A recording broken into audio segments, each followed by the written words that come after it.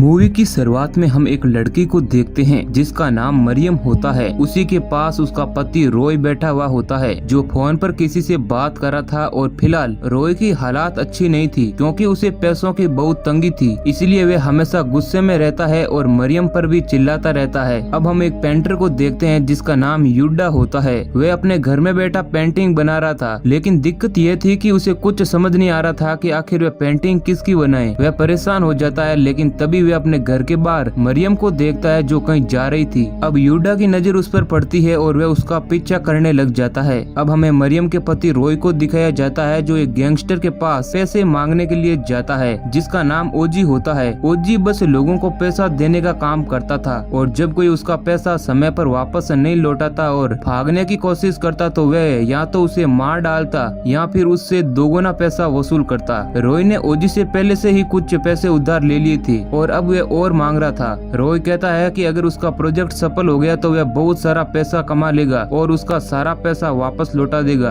अब उसकी बातों में आकर वह गैंगस्टर ओजी अपने बॉस के पैसों को भी रॉय को दे देता है। अब हम वापस मरियम को देखते हैं जो अपने घर पहुंच जाती है और साथ ही पीछे पीछे युडा भी वहां पर आ जाता है। वह मरियम को देखकर उसकी पेंटिंग बनाने लग जाता है क्योंकि वह दिखने में बहुत खूबसूरत थी। लेकिन मरियम युडा को देख लेती है और उसके पीछे से उसके पास आ जाती है और युडा से कहती है कि तुम मेरी परमिशन के बिना मेरी पेंटिंग बना रहे हो। तब युडा मरियम से माफी मांगते हुए कहता है कि वह एक पेंटर है और वह उसकी पेंटिंग के लिए परफेक्ट है। जिसके बाद मरियम उसे पेंटर समझकर माफ कर देती है और युडा से कहती है कि क्या वह उसकी और उसके पिता की भी पेंटिंग बना सकता है। ये सुनकर युडा पेंटिंग बनाने के लिए राजी हो जाता है और उससे पूछता है कि कब बनानी है। तब मरियम कहती है कि इसके लिए उसे सबसे पहले अपने पति से इजाजत लेनी पड़ेगी। ये सुनकर युडा थोड़ा उदास हो जाता है क्योंकि उसे लगा कि मरियम सिंगल है। जब शाम को मरियम का पति घर पर आता है तो मरियम अपने पति से पेंटिंग बनाने के बारे में पूछती है। तब रॉय कहता है कि वैसे भी बहुत पैसों की कमी है और तुम्हें पेंटिंग बनाने की पड़ी है। तब मरियम कहती है कि वह पेंटर पेंटिंग को फ्री में बनाएगा, जिसके बाद रॉय मान जाता है। अब हम अगले दिन मरियम को देखते हैं जो पेंटिंग बनाने के लिए युडा के घर जाती है। मरियम उसे अपने पिता की आधी तस्वीर देती है और उसे बताती है कि उसके पिता बहुत ही अच्छे इंसान थे और उन्होंने उसे सेल्फ डिफेंस भी सिखाया है। जिसके बाद मरियम कई दिनों तक युडा के घर जाती है ताकि वे एक अच्छी पेंटिंग बना सकें। अब ऐसे ही एक दिन जब रॉय अपने घर पर फोन कर मेट से मरियम के बारे में पूछता है तो वह कहती है कि मरियम तो पेंटर के साथ है। जिसके बाद रॉय को मरियम पर शक होने लगता है। उसे लगता है कि कहीं वह उसे धोखा तो नहीं दे रही। और जब शाम को रॉय वापस घर आने लगता है तभी गैंगस्टर ओजी के कुछ लोग आते हैं और उसे गाड़ी में डालकर उसके पास ले जाते हैं, जहां अब ओजी रॉय को मारता है और उसे अपने पैसे देने के लिए कहता है। जिसके बाद रॉय अपने पार्टनर को फोन लगाता है और अपने प्रोजेक्ट के बारे में पूछता है, जिस पर रॉय का पार्टनर कहता है कि वह प्रोजेक्ट फेल हो गया है और पुलिस ने छापा मार दिया है। जिसके बाद रॉय घबरा जाता है क्योंकि उसके पैसे डूब चुके थे। उसके चेहरे को देखकर ओजी समझ जाता है कि अब पैसे नहीं आने वाले हैं। जिसके बाद वह गुस्से में आकर रॉय की अंगुलियां काटने वाला होता है। तभी रॉय कहता है कि वह अपना घर बेचकर उसका सारा पैसा लौटा देगा। जिसके बाद वह गैंगस्टर मान जाता है और उसे एक और मौका देता है। अब रॉय के सामने दिक्कत ये आ रही थी कि वह घर मरियम के नाम पर था जो उसके पिता ने उसे गिफ्ट में दिया था। अब बस उसे किसी तरह मरियम को मना कर वह घर लेना था।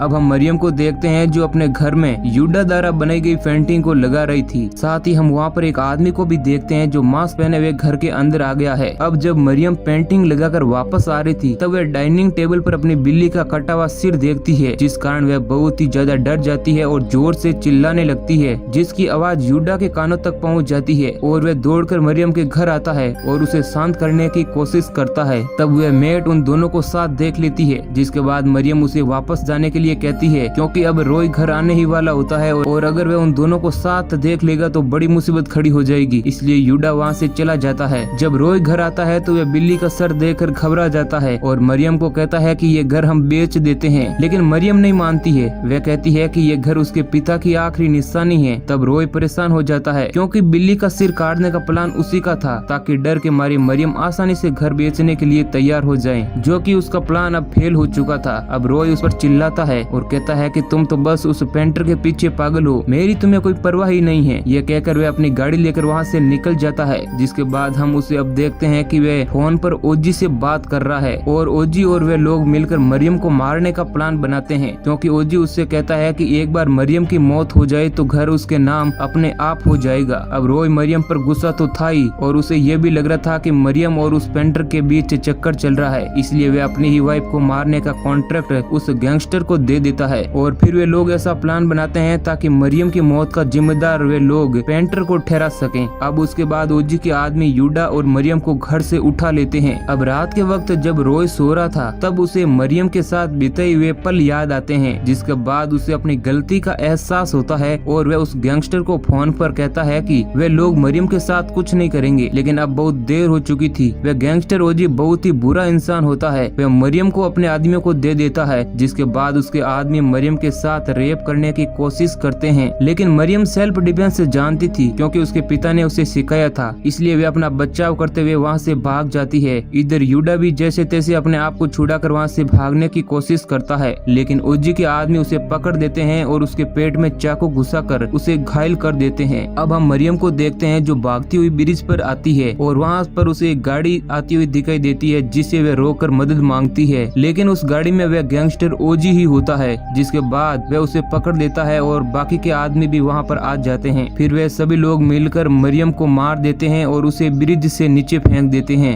लेकिन यूडा ये सब कुछ देख लेता है और वह पुलिस को भी बताता है, लेकिन धीरे धीरे इस केस में वह खुद ही फंसने लगता है। अब हम रॉय को देखते हैं जो सो रहा होता है, तभी उसे उसकी बिल्ली दिखाई देती है जो उसकी तरफ आ रही थी और उसके शरीर से नीचे खून बह रहा था। ये देखकर वह घबरा जाता है और साथ ही वह डाइनिंग टेबल को देखता है जहाँ पर मरियम का सिर रखा हुआ था। इसी बीच रॉय की नींद खुल जाती है, मतलब था कि ये सब कुछ वह सपने में देख रहा था और अब उसे इस तरह के सपने आते रहते हैं। अब थोड़े दिन बाद शहर के सभी लोगों में ये बात फैल जाती है कि ब्रिज पर मरियम का भूत रहता है। इधर रॉय भी मरियम के डेथ सर्टिफिकेट का इंतजार कर रहा था ताकि जिसके मिलने के बाद वह घर को बेचकर ओजी का सारा पैसा दे दें। अब हम वापस मरियम को देखते हैं जो ओजी के एक आदमी को ब्रिज तक ले जाती है, जो कि उस वक्त नशे में होता है और मरियम उसे मार देती है, जिसके बाद मरियम ऐसे ही ओजी के एक और आदमी को मार देती है। इधर हम यूदा को देखते हैं जो मरियम को लेकर बहुत बुरे सपने देख रहा होता है। अगली सुबह हम देखते हैं कि ब्रिज के पास बहुत सारे लोगों की भीड़ लगी हुई थी, क्योंकि वहाँ पर उन दोनों लोगों की बॉडी टंगी हुई मिलती है जिन लोगों को मरियम ने पिछली रात मारा था। जिसके बाद ओजी के बाकी के आदमी भी डर जाते हैं क्योंकि उन्हें लग रहा था कि मरियम का भूत उन्हें भी मार देगा, लेकिन ओजी उन्हें समझाता है कि भूत वगैरह इस दुनिया में कुछ नहीं होता है। अब हम वापस यूडा को देखते हैं जो एक दुकान पर बैठा हुआ था। वहाँ पर कुछ लोग कह रहे थे कि मरियम मरने के बाद भूत बन गई है और वह अपनी मौत का बदला ले रही है, लेकिन यूदा कहता है कि मरियम बहुत ही अच्छी लड़की थी, वह ऐसा नहीं कर सकती है। अब हम देखते हैं कि एक रात मरियम ओजी के एक और आदमी को मार डालती है और जो दूसरा आदमी भागने की कोशिश करता है तो वह उसे भी मार डालती है। और जब ओजी घर आकर ये सब कुछ देखता है तो वह डर जाता है, जिसके बाद ओजी का बचा हुआ आखिरी साथी भी उसे छोड़कर वहाँ से कार लेकर भाग जाता है, लेकिन बीच रास्ते में मरियम उसे भी मार डालती है।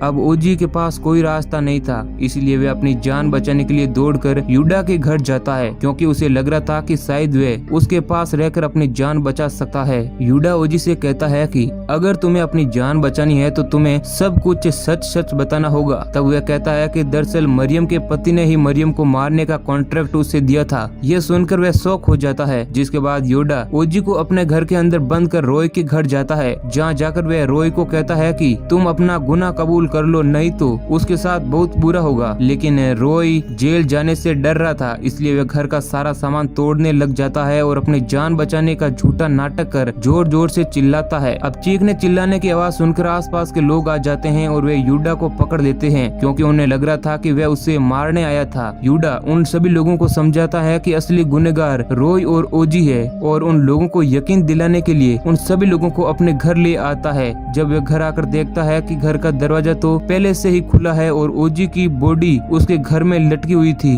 अब सभी लोग जब ये देखते हैं तो यह यूडा को ही गुनहगार समझने लग जाते हैं, क्योंकि उससे बड़ा सबूत और क्या हो सकता था। यूडा उन लोगों को समझाने की कोशिश करता है कि अगर उसने ओजी को मारा होता तो वह उन लोगों को अपने घर थोड़ी लाता, लेकिन उन लोगों में से किसी को भी उसकी बात पर यकीन नहीं होता है। जिसके बाद यूडा को वहाँ से निकलना ही बेहतर लगता है, इसलिए वह उन लोगों से बचकर वहाँ से भाग निकलता है। लेकिन अगले दिन हम देखते हैं कि पुलिस रॉय के घर उसकी सुरक्षा के लिए आती है ताकि योडा से उसकी जान की रक्षा कर सकें। अब रात के वक्त रॉय को कमरे के अंदर मरियम की आत्मा दिखाई देती है, जिस कारण डर के मारे वह पुलिस को जाकर बताता है। जिसके बाद वह पुलिस वाले ऊपर रूम चेक करने के लिए जाते हैं, लेकिन पीछे नीचे ओजी के बॉस के आदमी आ जाते हैं और और वे रॉय को गन पॉइंट पर लेकर बॉस के पास ले जाते हैं। ओजी का बॉस रॉय से कहता है कि जो पैसे ओजी ने तुम्हें दिए थे दरअसल वे उसके थे, इसलिए अब तुम्हें उन पैसों को लौटाना होगा, नहीं तो वह उसके पूरे परिवार को खत्म कर देगा। अब हम रॉय को वापस देखते हैं जो ब्रिज पर एक तांत्रिक को लेकर वहाँ जाता है ताकि वह मरियम की आत्मा को काबू कर सके।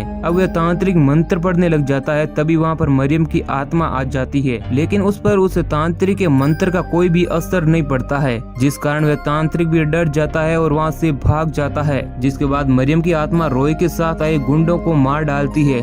ये देख रॉय भी बहुत डर जाता है। अब मरियम उसे भी मारने वाली होती है, लेकिन वह उससे माफी मांगता है। तभी पीछे से यूडा भी वहाँ पर पहुँच जाता है जो मरियम को रोक देता है और कहता है कि वह जानता है कि तुम कोई आत्मा नहीं बल्कि जिंदा इंसान हो और तुम एक घर में रहकर इन सभी लोगों को मारने का प्लान बनाती हो, और जैसा कि तुम्हारे पिता ने तुम्हें सेल्फ डिफेंस सिखाया है इसलिए तुम इन लोगों को आसानी से मार देती हो, और तुमने भूत बनकर इन लोगों को मारने का प्लान बनाया ताकि सब लोगों को यही लगे कि तुम्हारी आत्मा इन सब से बदला ले रही है। रॉय अब मरियम को सब कुछ सच बता देता है और उसे माफी मांगता है और कहता है कि वह अब भी उससे बहुत सारा प्यार करता है। ये सुनकर मरियम रो पड़ती है और उसे नहीं मारती है और चाकू फेंक देती है। तभी हम देखते हैं कि पीछे से उस गैंगस्टर बॉस का एक आदमी आता है और वह यूडा के सर पर मारता है, जिस कारण वह घायल हो जाता है और वह आदमी यूडा को अब जान से मारने की कोशिश करता है, लेकिन तभी मरियम चाकू फेंककर उससे भी मार डालती है और दौड़कर यूडा के पास आती है, लेकिन पीछे से रॉय आता है और मरियम के पेट में चाकू घुसा देता है और कहता है कि उसे अपने परिवार को बचाने के लिए उसे मारना होगा। ये देख यूडा पास पड़ा पत्थर उठाकर रॉय के सिर को कुचल देता है। अब हम मरियम को देखते हैं जो थोड़े समय बाद